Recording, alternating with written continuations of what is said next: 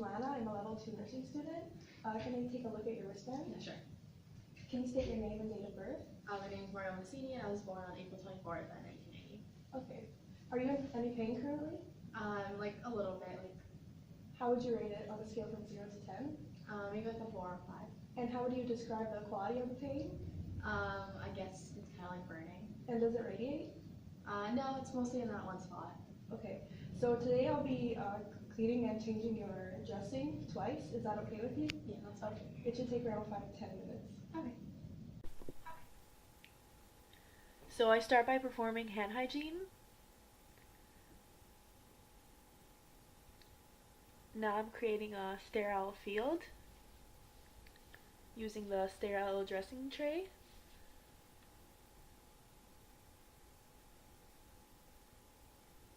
After which I'm applying clean disposable gloves. And then I'll be assessing the dressing and completing a wound assessment.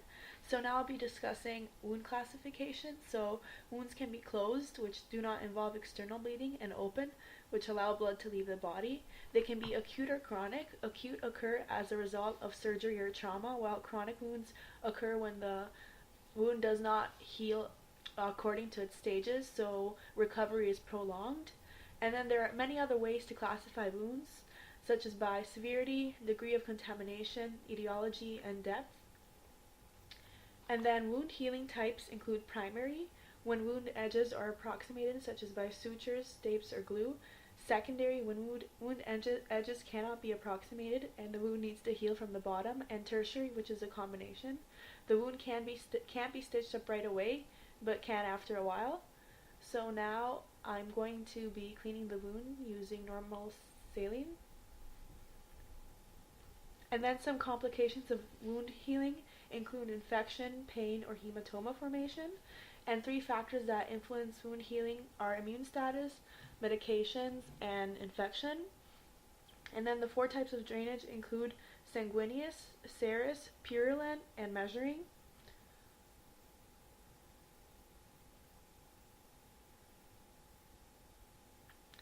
So I'll be cleaning the wound now.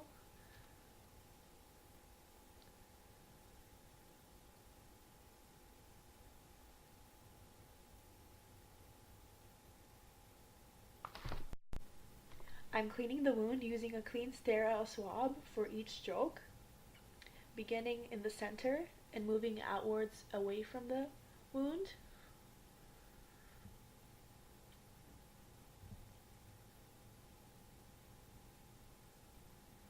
After which I disposed of the swab.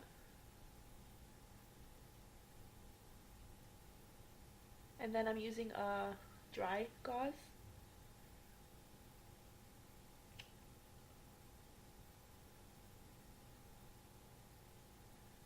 So now I'll be applying the dressing.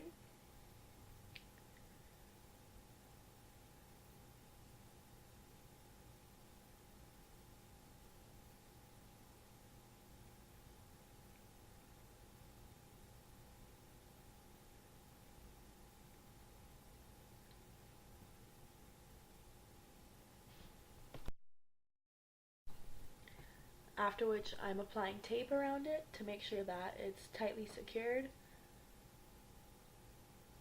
and that it can't get contaminated.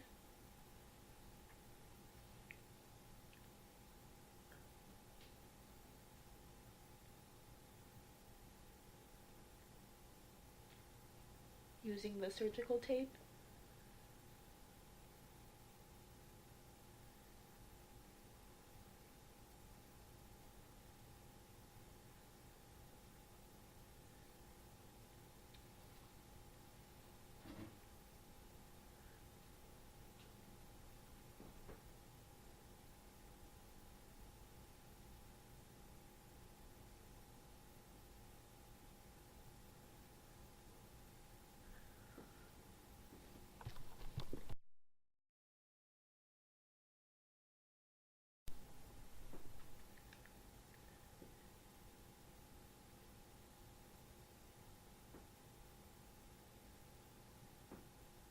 Now I'm removing the gloves.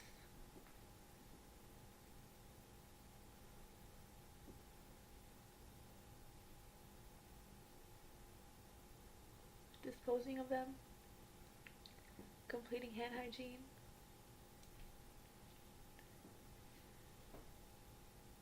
and then I'm initialing the dressing, including the date and time,